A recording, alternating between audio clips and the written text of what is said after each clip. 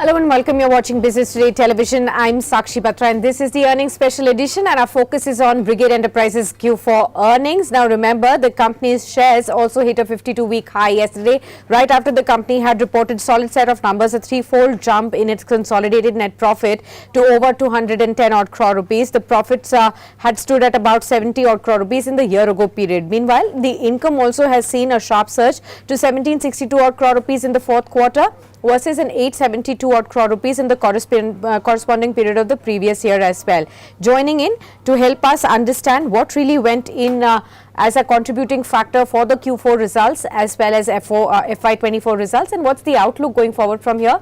I'm now joined by the top management of the company. Ms. Nirupa Shankar joins in. She's the Joint Managing Director of Brigade Enterprises. Warm welcome to you, ma'am. Thank you so much for taking the time out for this discussion as well on Business Today. And solid set of numbers, so congratulations at the outset for that too. Do tell us what contributed for your performance this time around. Has it met your own expectations, and what does the outlook now look like, sir? Thanks for having me, Sakshi. Yes, it's been a tremendous year for us. We're all very, very happy with the way the year has gone.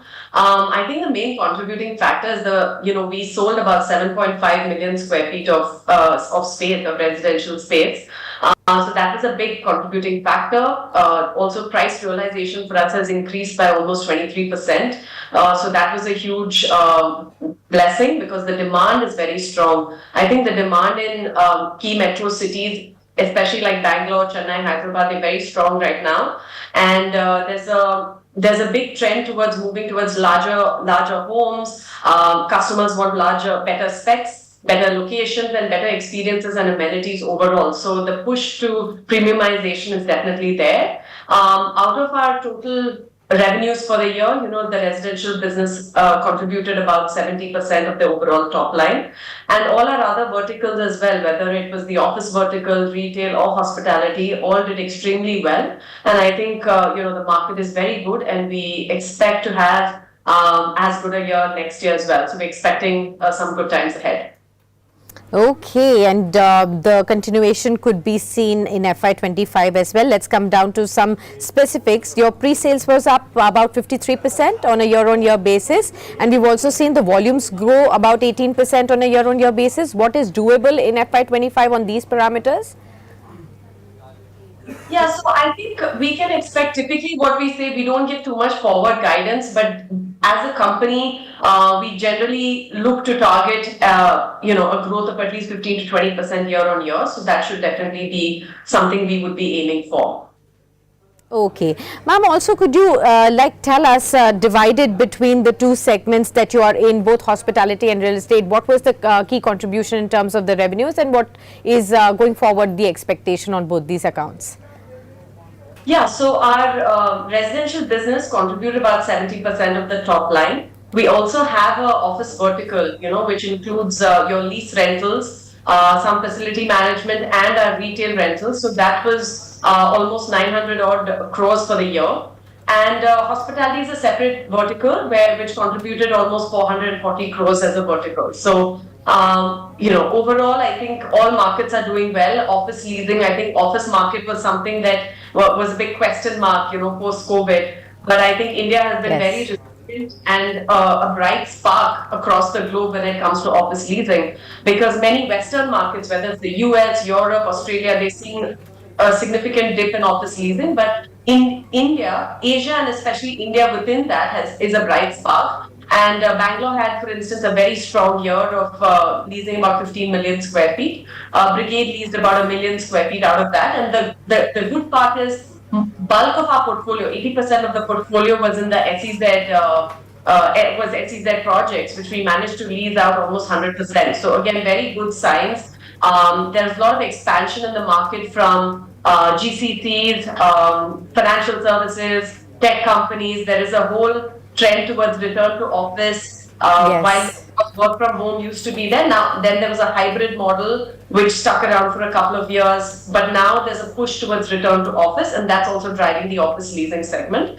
Hospitality, as anybody trying to book a room in any of the good hotels in the major key cities knows it's very tough and it's pretty expensive now, and that's primarily driven by domestic business. So Not too much international travel is back, but domestic business is driving a lot of it, a lot of weddings, a lot of conferences, a lot of exhibitions, and general domestic travel. Okay. Do talk to us about the realization factor also, ma'am, since you did talk about the price uptick aiding. What could be the margins outlook and the realizations when it comes to FY25 now? What are you penciling in? Yeah, so in FY24, we saw a 23% increase in our price realization from the previous year.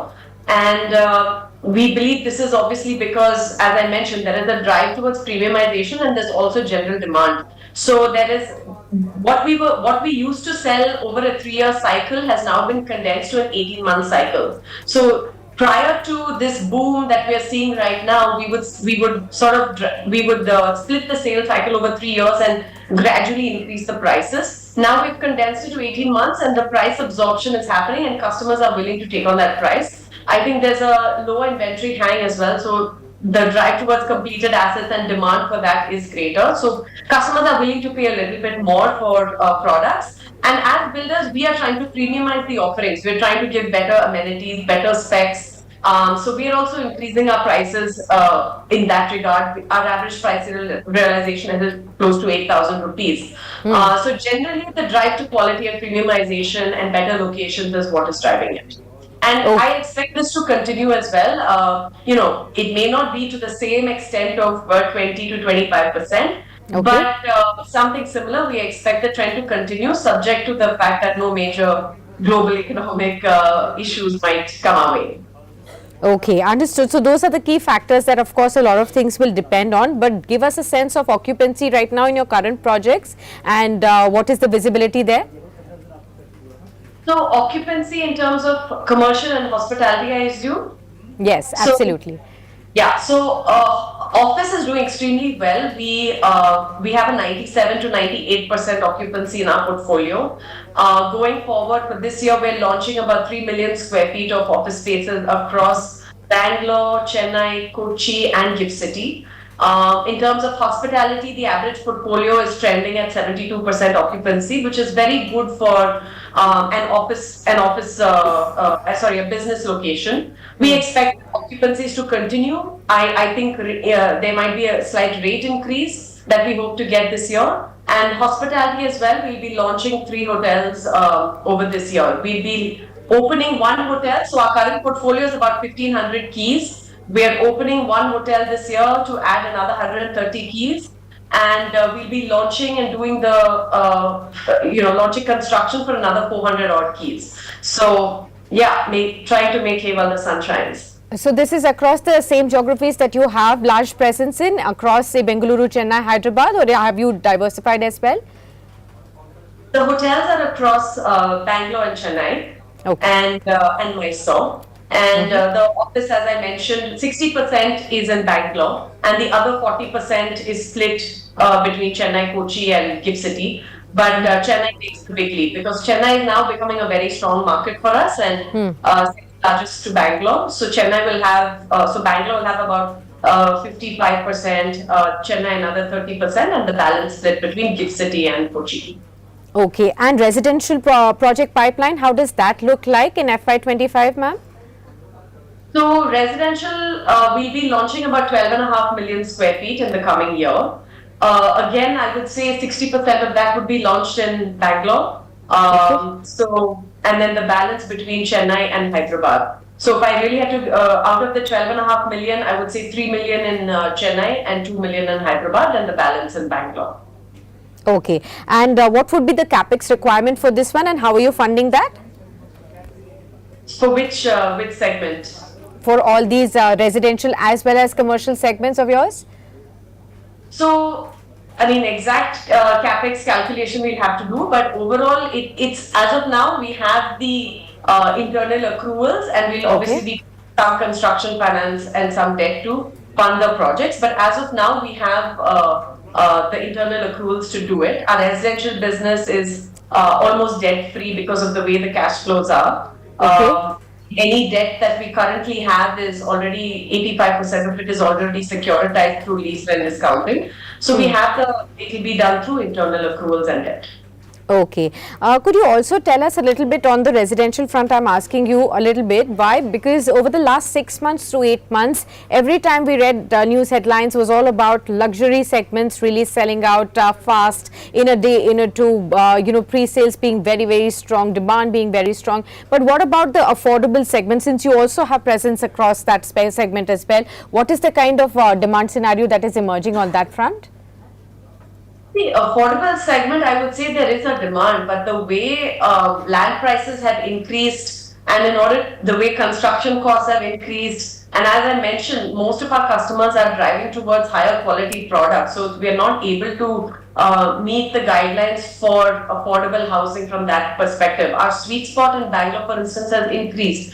Prior to COVID, it used to be, between 65 to 85, 90 lakhs, but now it's moved to 1.2 crores to almost 2 crores. So our products overall and our product mix has actually premiumized. And we don't have too much in the affordable housing segment. Right now, it's all mid-market to more premium housing, I would say. Okay. Just like a forward-looking industry-wide perspective on the pricing trends, how do you see that shaping up? We've already seen surge come in. Is that going to be, some stagnancy coming in at these levels? Do you see still further prices to rise from the current levels as well? I think all things staying equal currently, and with the stable, if we do get a stable government, no macroeconomic shocks, I do believe that prices will increase. As mentioned, it may not be, we don't know to what extent, maybe it may not be up to 23%, but I think 15-20% is possible. Okay. And do you think there is some kind of fence sitting that is happening on the residential segment and the affordable segment, keeping in mind that we are also looking at a reversal of the rate hike cycle now to take place at least in the latter half of FY25? I think I think the demand is strong enough to handle it at the moment. So I think the positive trend will continue. Okay, wonderful. Well, thank you so much for speaking to us, ma'am, and sharing all these wonderful insights. All the very best to you for the upcoming quarters as well, and hoping for more interactions going forward. Thank you. Thank you for having me, Sakshi. All right, wonderful to have you, ma'am. With that, we wrap up this very special conversation with Brigade Enterprises. But do stay tuned as we will continue to get you more such fascinating insights from the world of top managements who are discussing and decoding the pricing trends, the growth trends, as far as the earnings are also concerned. And of course, at 12 noon, I'll be back and will be answering all your questions as far as your stock-related queries are concerned. Top market expert will be joining in for that.